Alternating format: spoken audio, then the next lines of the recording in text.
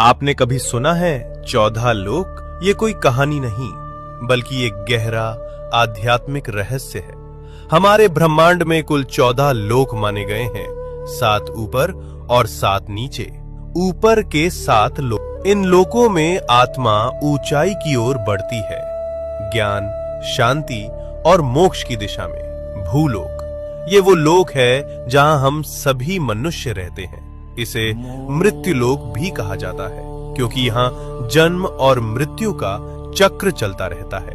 भूवर लोक, ये लोक भूलोक और स्वर्ग लोक के बीच स्थित है। ये ऊर्जा रूपों का क्षेत्र है जो भौतिक और दिव्य लोकों को जोड़ता है। स्वर्ग लोक, देवताओं का लोक, जहां इंद्र और अन्य देवता निवास करते हैं। अच्छे कर्म करने वालों को मृत्यु के बाद इसी लोक में स्थान मिलता है, जहां सुख, संपत्ति और आनंद की अनुभूति होती है।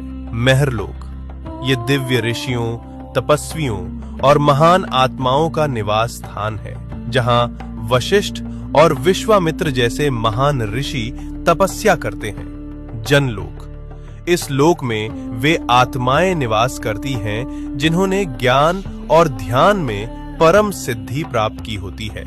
यहाँ के वासी ब्रह्मा जी की लीलाओं में लीन रहते हैं। तपलोक, अत्यंत शक्तिशाली तपस्वियों का स्थान, जो शरीर से परे केवल चेतना में स्थित होते हैं। ब्रह्मलोक, यह अंतिम लक्ष्य है, जहाँ केवल सत्य है, मोक्ष है और ईश्वर का साक्षात्कार होता है। इन ऊर्ध्व लोकों में आत्मा का जाना मतलब है धीरे धीरे शुद्ध और जागरूक होना। अब बात करते हैं नीचे के 7 लोकों की।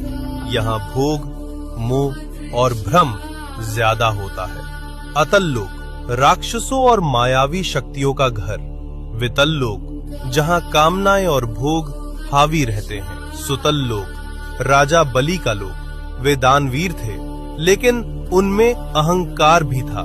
रसातल लोक, जहाँ भ्रम, लालच और अज्ञान का घना अंधेरा है। तालातल लोक, छल, धोखा और झूठ से भरा हुआ लोक।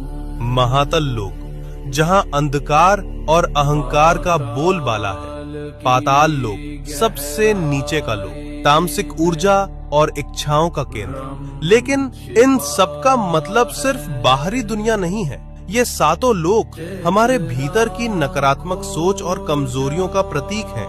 तो जब हम सच्चाई, भक्ति और सेवा में लगते हैं, हम ऊपर के लोकों से जुड़ते हैं, और जब हम लालच, मोह और गुस्से में फंसते हैं, हम नीचे गिरते हैं। सोच बदलो, लोक बदल जाएगा।